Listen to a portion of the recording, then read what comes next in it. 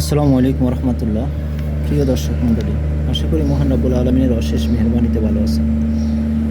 আজকে কয়েকটি গুরুত্বপূর্ণ নসিহা যেটা রাসূল সাল্লাল্লাহু আলাইহি সাল্লাম উম্মতে মুহাম্মদের জন্য রেখে গেছেন বা আমাদের জন্য রেখে গেছেন, এরকম নসিহাগুলোর মধ্যে 6টি গুরুত্বপূর্ণ নসিহা আপনাদের সম্মুখে উপস্থাপন করব।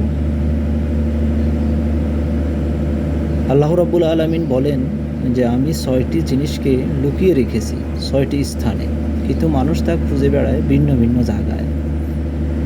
1 নম্বর হলো, আমি দ্বীন ইসলামকে রেখেছি ক্ষুধা, দারিদ্রতা ও ধৈর্যের মধ্যে, কিন্তু মানুষ তা খুঁজে উদরপূর্তি ও দুনিয়ার সচ্ছলতার মধ্যে।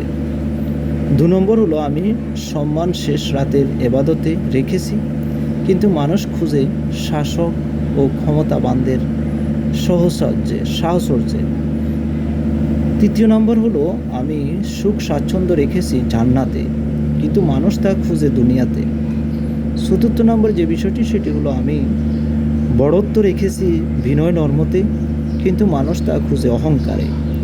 আমি ধনী হওয়া রেখেছি অল্প তুষ্টিতে, কিন্তু মানুষ তা খুঁজে লোভ লালসার মধ্যে।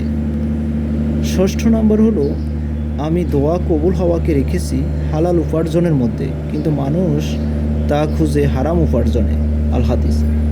আল্লাহ রাব্বুল আলামিন আমাদেরকে উক্ত নসিহাগুলো আমল করার তৌফিক দান করুন। আমিন। ওয়া আখিরু দাওয়ানা আনিল হামদুলিল্লাহ। আসসালামু আলাইকুম ওয়া রাহমাতুল্লাহ।